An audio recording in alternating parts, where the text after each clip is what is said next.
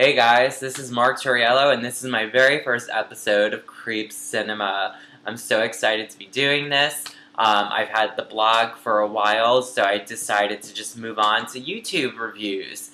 So let's start with one of my all-time favorite movies. It happens to be a remake that everyone hates. So because everyone hates it, I, of course, am going to love it. And that movie is Gus Van Sant's 1998 remake of Psycho. So before I start to talk about this movie, I just want to say, normally I hate remakes. I absolutely hate remakes. There's no reason to remake a lot of these movies, and what I hate even more than a remake is a reboot. I feel like these are just made to make money, and they're taking something that's so iconic and so classic and something that doesn't need to be messed with, and they're dumbing it down for a dumber generation, and I'm never a fan. But this one was made in 1998, and I feel like after the year 2001 is when horror movies started to suck more and more and more.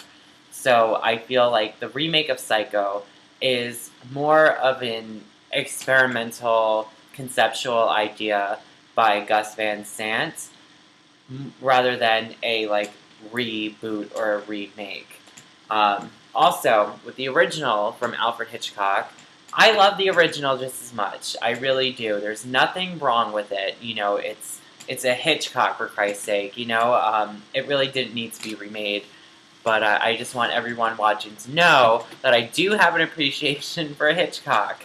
Um, but let's fast forward to the remake.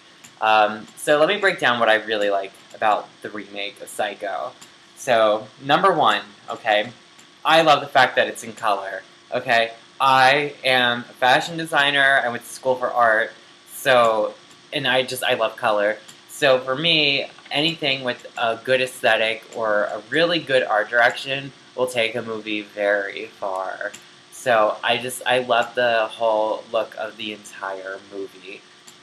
Second, to snowball off of that, is I really loved all of the characters' outfits and their sense of style. I almost felt like when I was watching it, I was like looking at a fashion editorial that was shot by like an art photographer like William Eggleston. So it was just, I loved how they all had these really good looks. You have Marion Crane, who was played by Anne Heche, and she has this short blonde pixie cut, and she wore these really cool dresses that are kind of like 1960s meets some, Japanese silks. The second character that had really good style was Julianne Moore, who played the sister. At the end of the movie, you see her wear this really cool button-down shirt with this all-over checkerboard op art print. And even Norman, played by Vince Vaughn, had this really cool shirt that I've always wanted. Even until today, I still want this damn shirt. It's a turquoise button-down with these black airbrushed streaks all over it. Now, I remember seeing that when I was 11 years old, because it was 1998, and I was like, wow, that shirt is so cool. And since 11 years old to being 29 years old, I still want that damn shirt. Okay, so aside from like the look and the clothing and the whole concept, the third thing I really liked was Anne Heche. I think she did a phenomenal job as Marion Crane. I feel like her performance was completely underrated. I felt like in the original, Janet Leigh was great, but I didn't believe her enough to be someone that would actually take $40,000 cash. She seemed very naive and very innocent and just genuinely nice. So when I watch the original, I just don't believe it. However, when you do watch the remake, there's something about Marion Crane in the 1998 remake. She seems so disconnected from the people she's interacting with, and you can tell that Anne Heche, like in her role, like there's something else going on in her mind, and for that reason alone, I'm drawn more to that character. and you can tell that she definitely is capable of stealing a large sum of money to run off with a lover. Um, so that's another aspect of the film that I really liked. In the shower scene, I mean, like, that was like a shot for shot, like, great redo of the shower scene. You know, I like that they didn't tamper with it. I like the fact that there would be these random edits in the film. It would be like, I think one was like a naked woman with like a crucifix mask on her face, and they would just like show it in the middle of it for like a second, So I always thought that was kind of interesting, and again, making it a little more stylized, a little more avant-garde. Um, Also, too, at the end of the movie, in the original, they show you, I believe they show you the car coming out of the swamp, and then they cut to the credits with those cool graphic lines that Hitchcock used, and then they roll credits.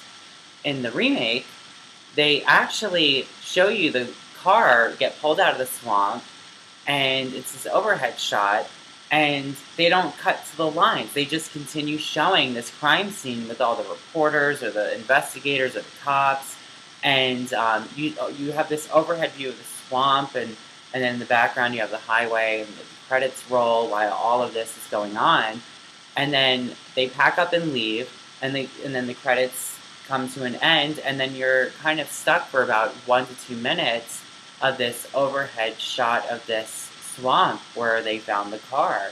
And for me, I always thought that was a little unusual because I've never seen end credits really do something like that. And for me personally, I saw that as that experimental approach that Gus Van Sant was going for. When you watch it, it feels like you're watching a video art piece that's like on a loop in an art gallery that doesn't really make sense. And I don't know, I just thought it was a really nice extension of that concept. But to go back to other aspects of the movie, the one thing I really hated was Vince Vaughn playing Norman Bates. That was a horrendous choice. He was just this big, goofy oaf. He was not scary, and he was nothing like the original Norman Bates, played by Anthony Perkins. For that role, I think they should have stuck to someone that was like, Norman Bates. Smaller, handsome, cute, batshit crazy. Basically like someone like me. And they didn't. They picked Vince Vaughn. I think a better choice would have been young Jake Gyllenhaal, because that was around the time where he finished filming that movie Bubble Boy. And then shortly after, I think in like 2000, he did Donnie Darko. So I feel like weird roles is not a stretch for Jake Gyllenhaal circa the late 90s. So I think he would have been much better, or anyone would have been better than Vince Vaughn. And that's my only critique with that movie. So to give this movie a 1 to 10 rating, I'm going to have to give it a 9. It's a personal favorite of mine. I remember seeing it in the theater with my dad when I was like 11 years old. I was so excited, so I definitely have like a personal connection to the movie. And like I said, it's a stylized interpretation of a classic Hitchcock movie. So that being said, 9 out of 10. If you haven't seen the remake of Psycho, definitely check it out. It's worth watching, but you have to see the original first to have an appreciation for this one. Because in my eyes, watching a remake without watching the original, I will hate your guts. No, I'm just kidding. But I will. But that's all I have for now. Thank you so much for watching. This is my first episode, so I'm kind of working out the kinks and figuring out how these YouTube people do it. But feel free to comment below and tell me what you think of this movie, and if you agree or disagree with my review or anything. I love talking about movies, so I'm all ears. Thanks so much for watching, and I'll see you guys later. Bye! Now I have to figure out how to make this thing stop. Okay, here we go. Bye, guys!